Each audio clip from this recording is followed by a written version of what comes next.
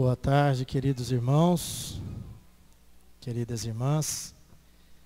Que a paz e o amor do Divino Mestre desça sobre nós, permaneça em nossos corações. Nessa tarde ensolarada, nesse momento, agradecemos a presença da proteção espiritual e pedimos a permissão para darmos início à nossa reunião da tarde de hoje. Iniciaremos com a leitura de uma mensagem do livro Sempre Melhor, de José Carlo de Luca. A palavra que exalta o mal contamina nós mesmos, produzindo o mal em nossos passos. Quando falo mal de alguém ou de uma situação qualquer, eu entro em contato com aquela energia negativa e acabo me contaminando por ela. Da mesma forma, quando falo bem de alguém, quando exalto as qualidades boas de uma situação, eu também me coloco em contato com aquela energia boa e por ela sou envolvido. O mundo se torna bom para quem fala bem do mundo. Quando dizemos com fé que o mundo é bom, automaticamente a vida se abre em bondade para nós. E não nos esqueçamos de que, sendo o mundo criação de Deus, tudo aqui é muito bom. É só uma questão de direcionar o nosso olhar. Então, meus irmãos, diante dessa leitura maravilhosa que nos direciona a vermos o mundo, não pelo lado negativo, mas sim pelo lado positivo, que possamos elevar os nossos pensamentos, nos conectar ao nosso Pai de bondade e misericórdia, envolvidos por esse amor do Cristo Jesus, que se faz presente, pela espiritualidade benfeitora que nos acolhe. Agradecemos por mais essa oportunidade e aqui nos coloquemos para o entendimento das lições trazidas da tarde de hoje e que possamos aqui absorver o conhecimento e, acima de tudo, colocarmos em prática para buscarmos cada vez mais a correção das nossas imperfeições morais, conquistarmos as nossas virtudes e, acima de tudo, buscarmos a verdadeira felicidade. Tomando como exemplo o Cristo Jesus no seu ensinamento, na sua lição. Pedimos a permissão para darmos início a mais uma reunião da tarde de hoje, agradecendo hoje e sempre pela espiritualidade e por toda a assistência que se faz presente a cada um de nós. Que assim seja.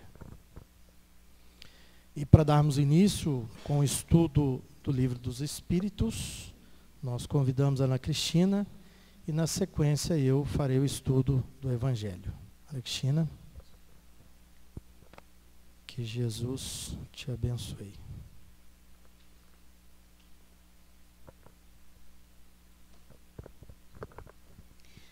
Boa tarde, meus irmãos. Que o Mestre Jesus abençoe a todos nós. Que a espiritualidade benfeitora possa, nesse instante, derramar bênçãos, muito amor, as vibrações de ternura nos envolvendo a cada um de nós. E hoje, no Livro dos Espíritos, nós damos continuidade ao capítulo 9, Intervenção dos Espíritos no Mundo Corpóreo, no item 6, Anjos da Guarda, Espíritos Protetores, Familiares ou Simpáticos. Bom, mas antes da gente proceder à leitura a pergunta e a resposta, é sempre bom a gente fazer uma reflexão sobre o que esse estudo representa, não só nessa obra, né, no Livro dos Espíritos, mas em toda a codificação. Pensar a respeito desse estudo que Kardec nos oferece a respeito dos protetores, dos espíritos que são esses assessores do Pai nas nossas várias existências, né?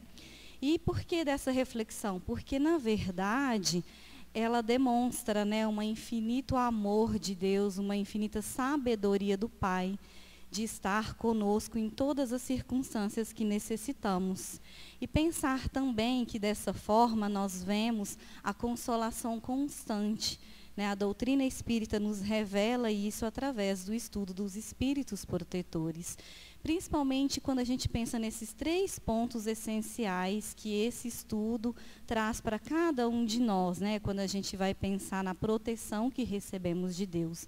A primeira é essa constante amorosidade de Deus, né? De permitir que alguém nos assessore, esteja conosco, nos auxiliando, nos obstáculos que enfrentamos e também nas alegrias que vivenciamos.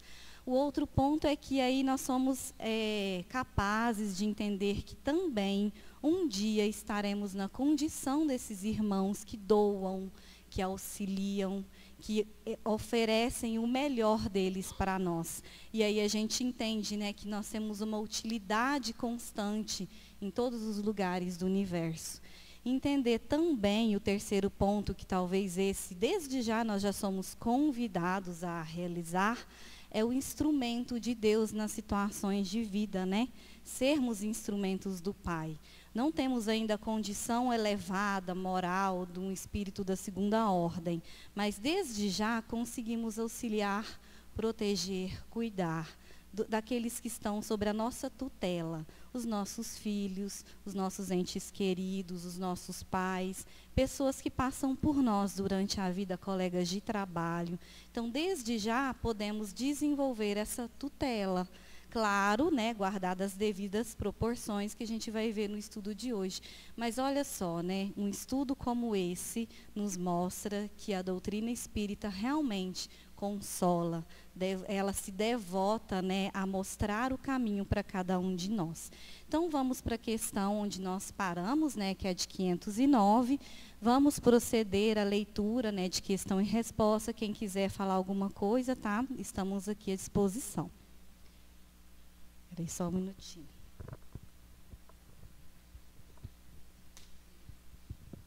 Na questão 509, nós vamos ter a seguinte pergunta de Allan Kardec. Os homens, no estado selvagem ou de inferioridade moral, têm igualmente seus espíritos protetores. E, nesse caso, esses espíritos são de uma ordem tão elevada como dos homens adiantados. Como já foi dito aqui em estudos anteriores, todas as questões que Kardec nos traz promovem, né, uma reviravolta dentro, né, das nossas cabeças, e com essa não é diferente. Porque ele quer saber, será que esses irmãos menos adiantados, e vamos nos incluir aí, teríamos esse espírito protetor de homens já bastante adiantados?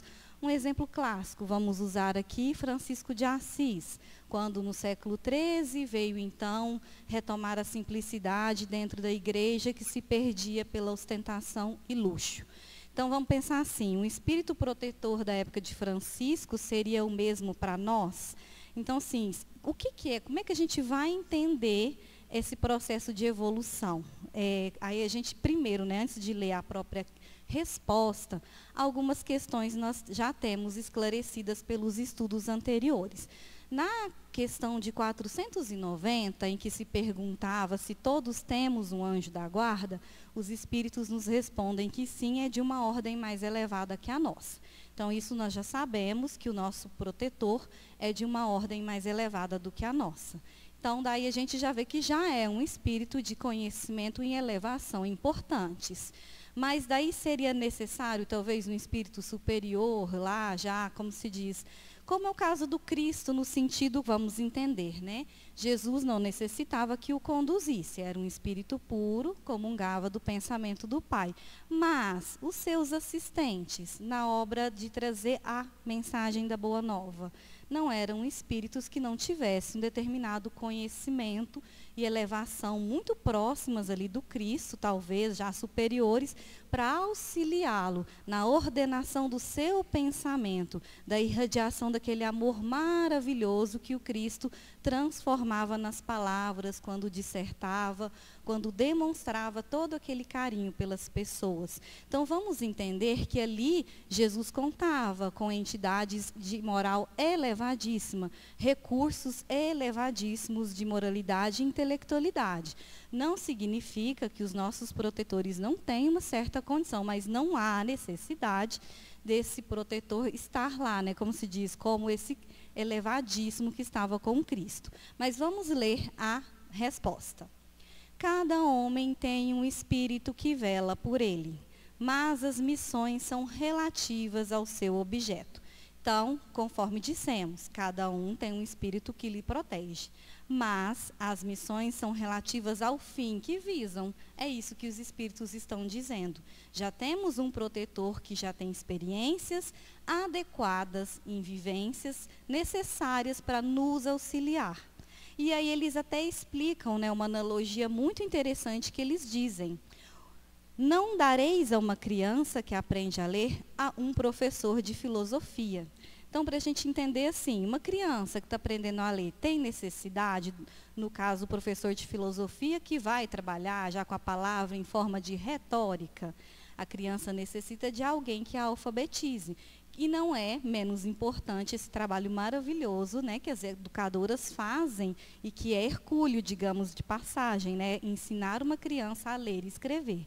Mas estamos aqui lembrando que os espíritos estão nos mostrando que, então, o progresso do espírito familiar segue o do espírito protegido.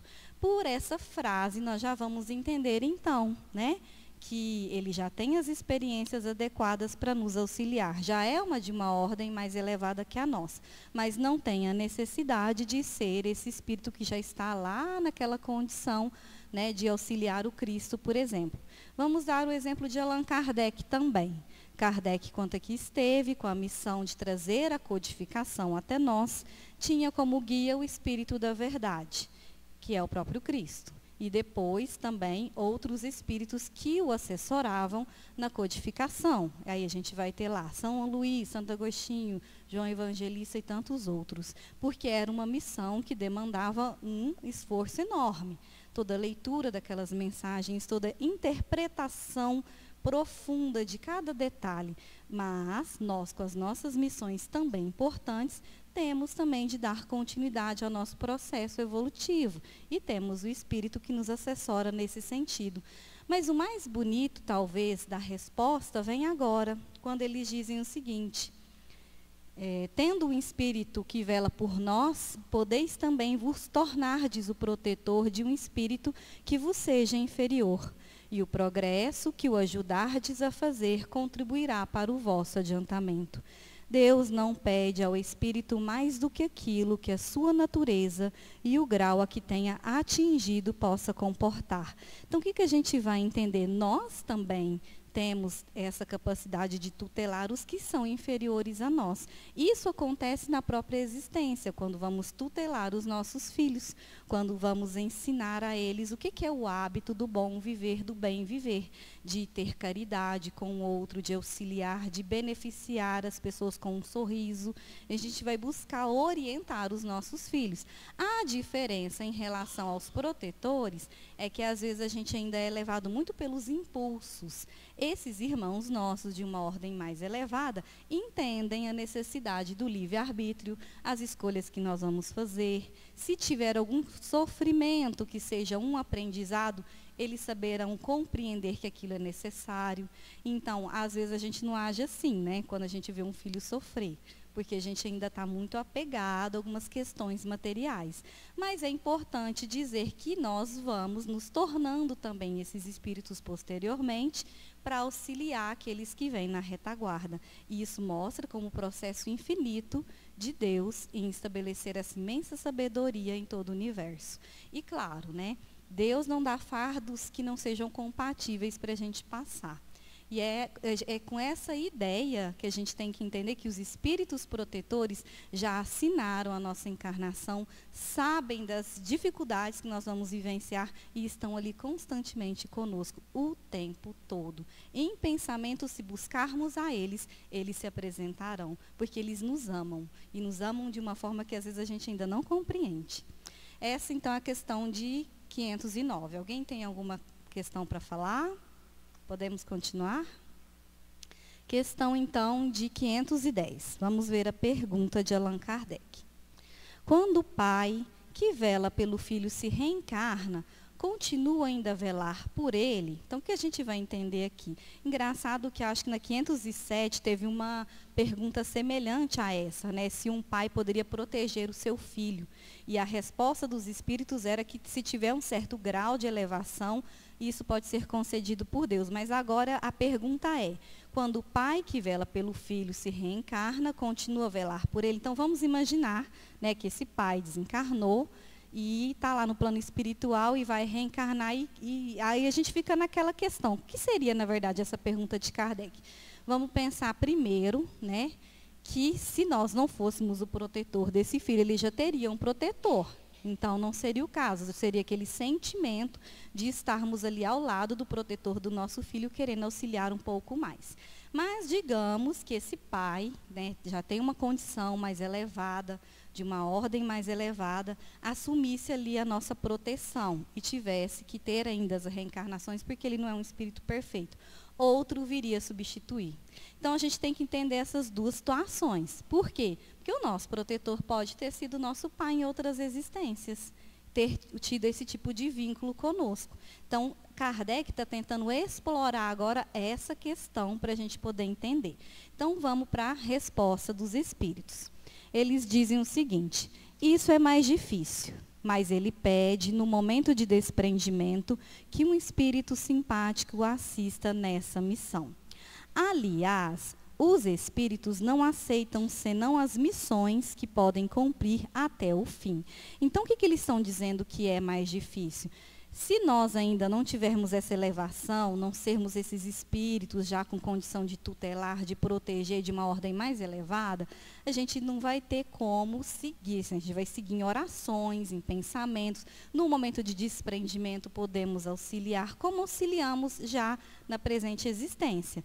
Mas a gente tem que entender, então, que é como ele disse, que é mais difícil. Porque quando um espírito protetor geralmente assume um tutelado, ele às vezes vai até ao fim daquela missão. Se não tiver como, aí sim ele é substituído por outro. Mas geralmente é o que os espíritos estão dizendo. Isso que ocorre é que eles vão até o fim daquela missão. Porque o progresso não é só do tutelado, o progresso também é do espírito protetor. E aí continua a resposta.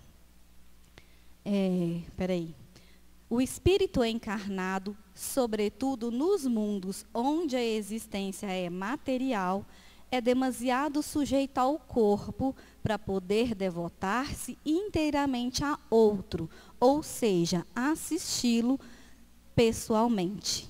Eis porque os não suficientemente elevados estão sob a assistência de espíritos que lhes são superiores, de tal maneira que, se um faltar por um motivo qualquer, será substituído por outro. É o que dissemos. Então, nós, na presente existência, desencarnamos, desejamos depois assessorar o nosso filho, né, que a gente vai reencarnar de novo.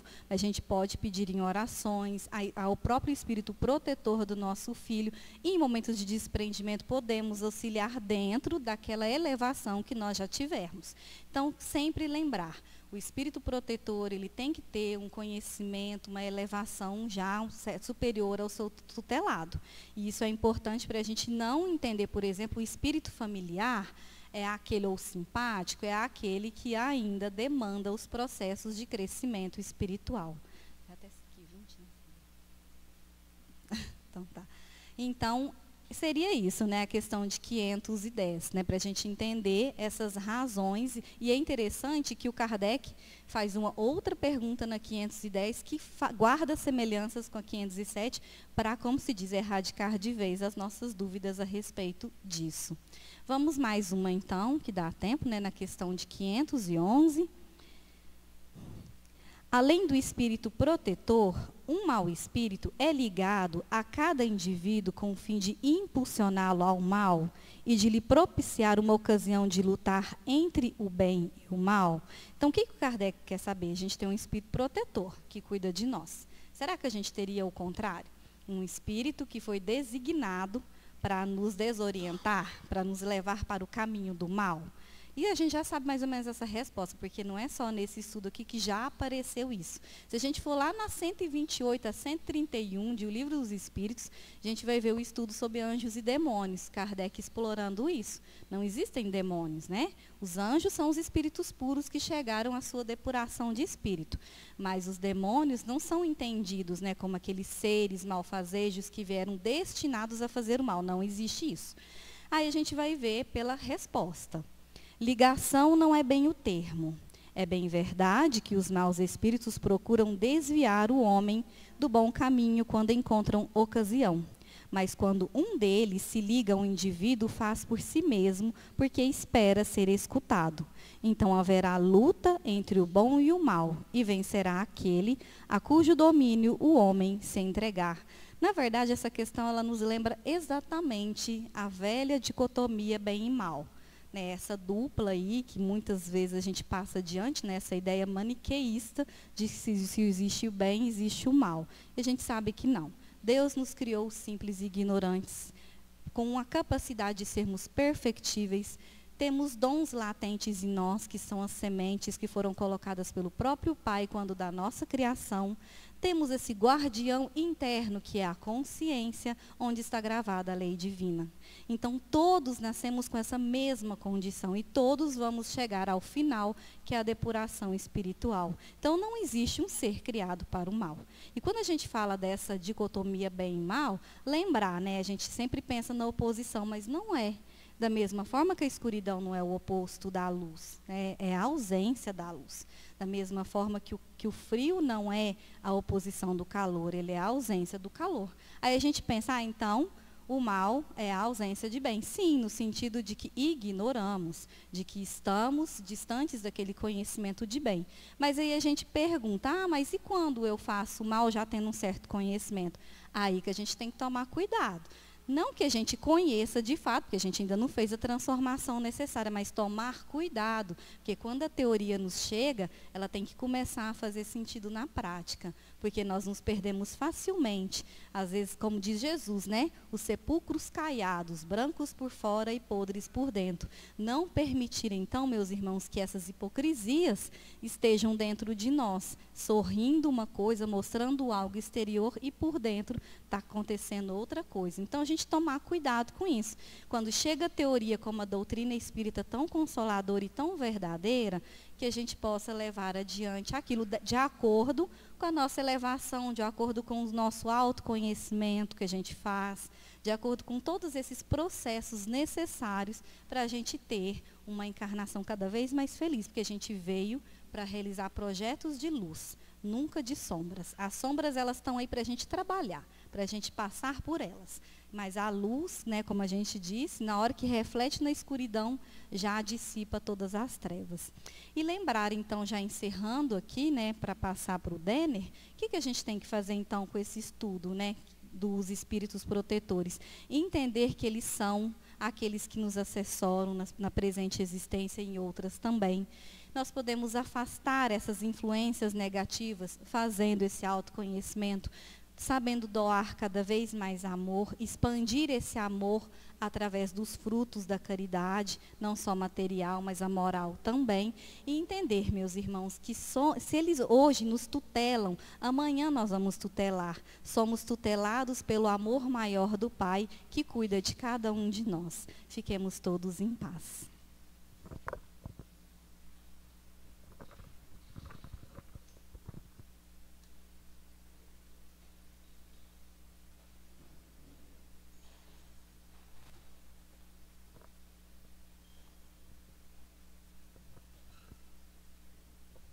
Então, hoje nós encerraremos o capítulo 6, o Cristo Consolador, do Evangelho segundo o Espiritismo, e estudaremos especificamente o item 8, que traz para nós como ideia central duas virtudes, devotamento e abnegação.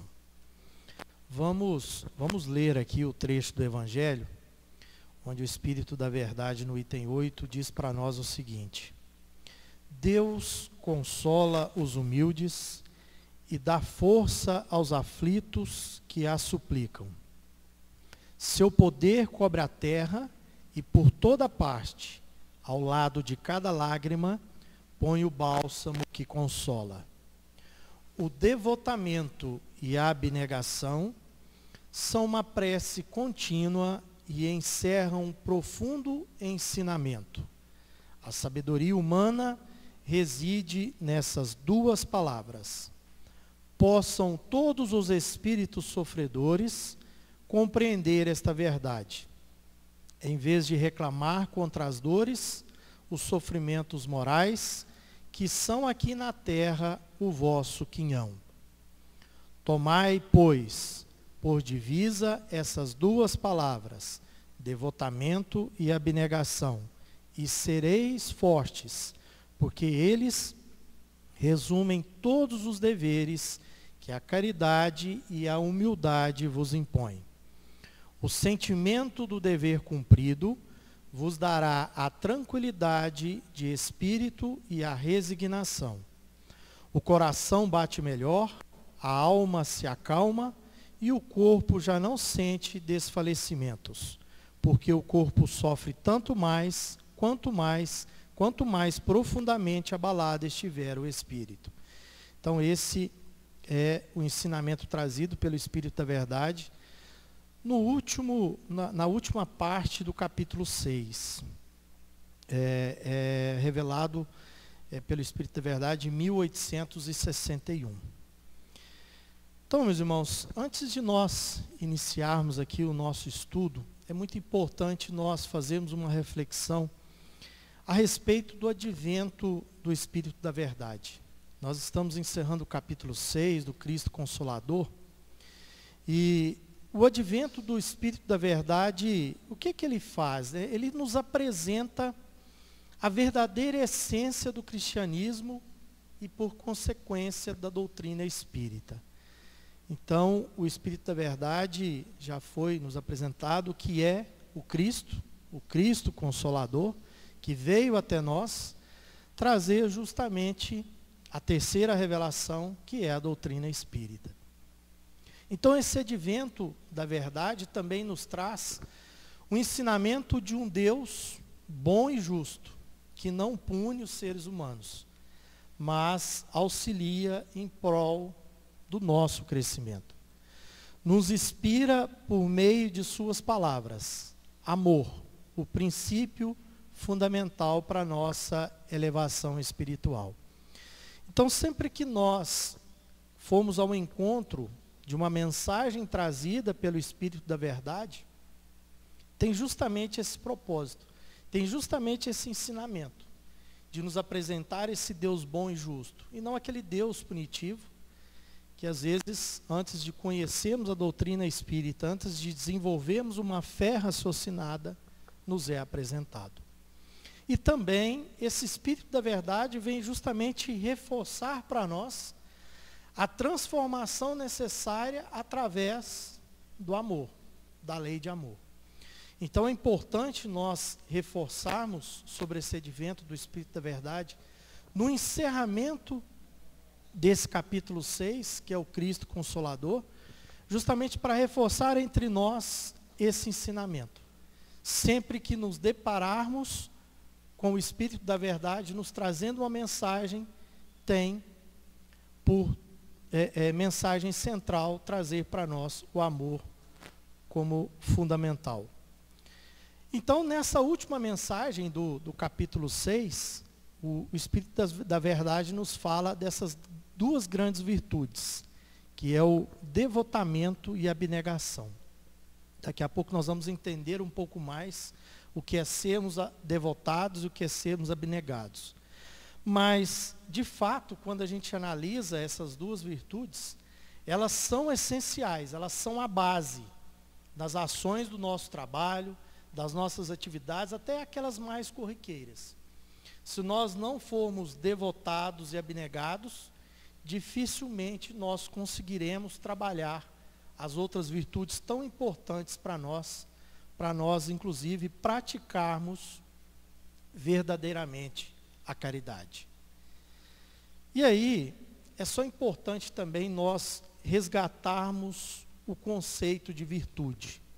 A gente ouve muito a questão de que o Espiritismo nos propõe um progresso moral, e esse progresso moral vai ser conquistado através das virtudes, através de nós trabalharmos as nossas imperfeições morais.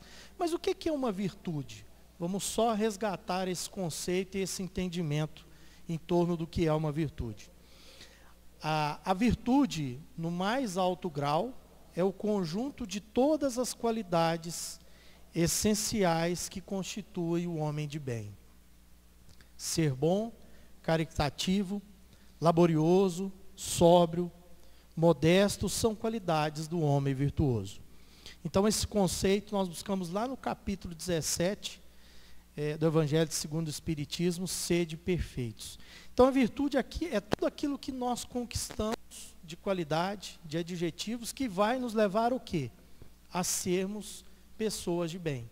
Pessoas que realmente coloquem o amor em primeiro plano. O amor ao próximo, o amor a Deus e o amor a si mesmo. E aí, meus irmãos, vamos entender um pouco mais do conceito do que é essas duas virtudes, devotamento e abnegação. Por devotamento, nós entendemos que seja dedicação, afeição com religiosidade, sentimento de amor profundo a uma causa ou a criaturas. Então, realmente é sermos dedicados, termos afeição com religiosidade. Mas que religiosidade é essa? Será que é nós estarmos presos a dogmas, a rituais, a liturgias? Não. Essa afeição com religiosidade é uma afeição direta numa ligação com Deus, no sentido verdadeiro da religião. É a nossa ligação com Deus. E não a nossa ligação por questões externas e que às vezes a gente tanto se apega. E realmente colocarmos esse amor profundo. É nos dedicarmos com esse amor a causas e a criaturas. Então, se nós nos dispusemos e nos colocamos na condição de cristãos, sermos devotados, sermos cristãos, é realmente dedicarmos. É nos colocarmos com essa afeição, com essa ligação com o Pai. E realmente dedicarmos esse amor profundo à causa do bem, à causa do amor, né? E também, não só a nós, mas também a todas as criaturas e todas as causas que têm por esse interesse. E a abnegação? É fazermos tudo isso de forma desinteressada. É desprendermos, é renunciarmos, é nos sacrificarmos voluntariamente daquilo que nós temos de egoístico dentro de nós, nos desejos e nas tendências naturais. É muito natural que a gente coloque à frente os nossos interesses pessoais. Às vezes a gente fala, se for bom para mim, tudo bem, mas se não for, eu não estou incomodando. Então aqui é nós abrirmos mão desses nossos desejos egoísticos, né?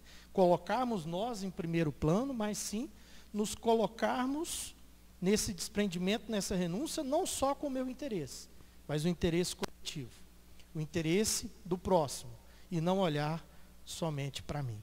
Então, quando se diz que o devotamento e a abnegação é a base para nós construirmos as demais virtudes, é porque se nós não estivermos conectados a essas duas virtudes, dificilmente nós conseguiremos ser humildes, dificilmente nós conseguiremos ser caridosos, ser ali pessoas do bem, ser pessoas que olham de fato para o irmão como verdadeiro irmão e não somente ligados aos nossos interesses pessoais.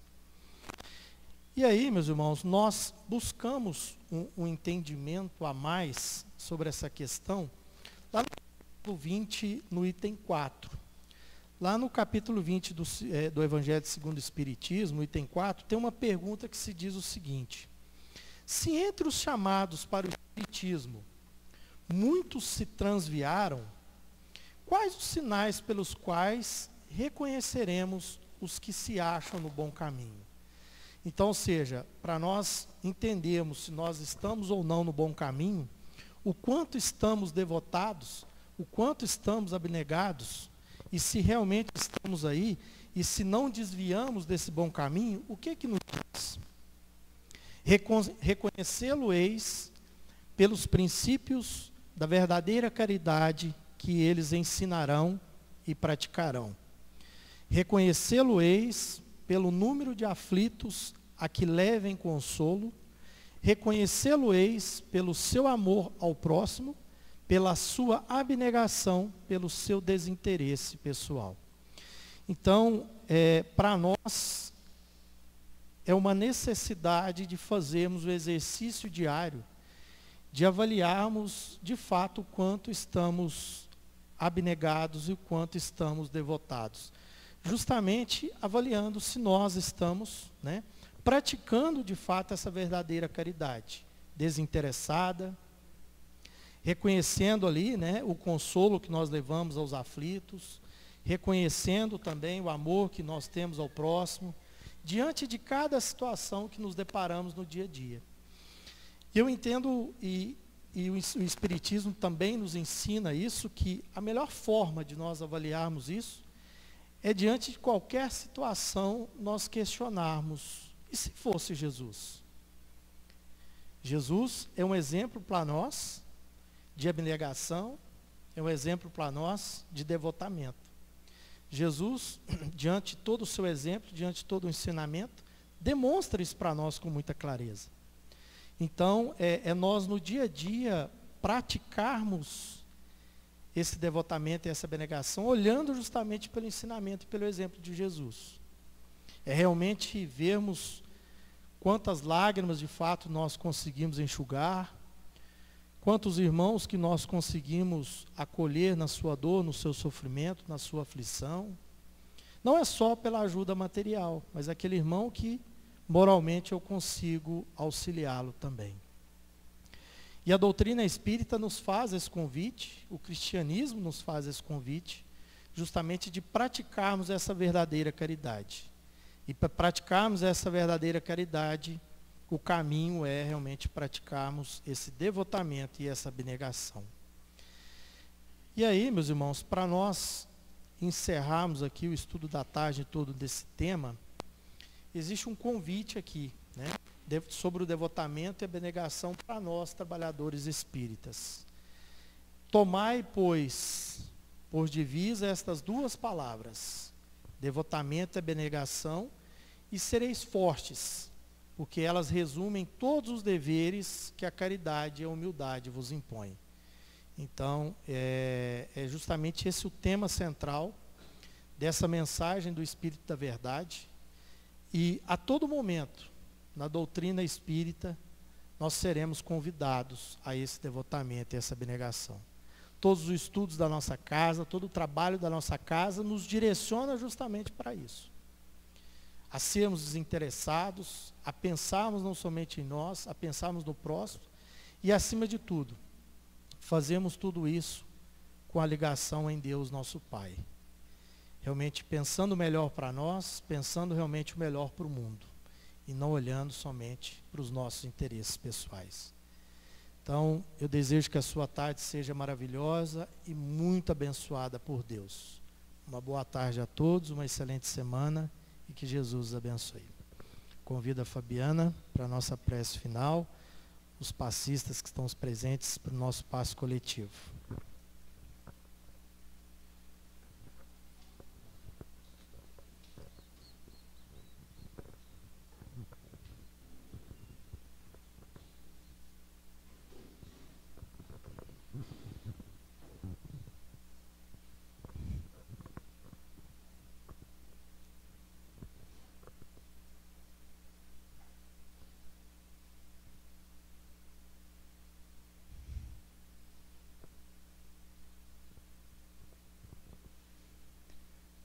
Então vamos, nesse instante, pensar em Jesus, o meigo Nazareno, nosso Divino Mestre, e sentir tanto amor, esse amor imperecível, eterno, que nos convida sempre a também amarmos uns aos outros. E nesse instante, que o Senhor possa nos abençoar, Mestre, através dos teus benfeitores espirituais, inundando este ambiente e também os lares de todos aqueles que estão conectados com essa luz, a paz, a serenidade.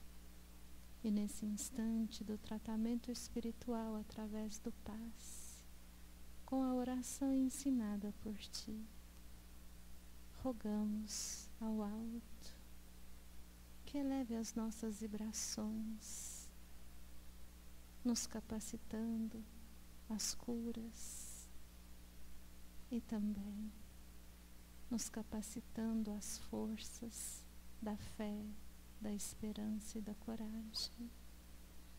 E é numa posição de muita gratidão e respeito que receberemos o tratamento, orando: Pai nosso, que estais no céu, santificado seja o vosso nome. Venha a nós o vosso reino. Seja feita a vossa vontade, assim na terra como no céu. O pão nosso de cada dia dai-nos hoje. Perdoai as nossas dívidas, assim como perdoamos aos nossos devedores. E não nos deixeis cair em erros e tentações, mas livra-nos de todo mal. Magnetiza as águas, abençoa-nos e proteja-nos hoje e sempre. Vamos todos em paz. Assim seja.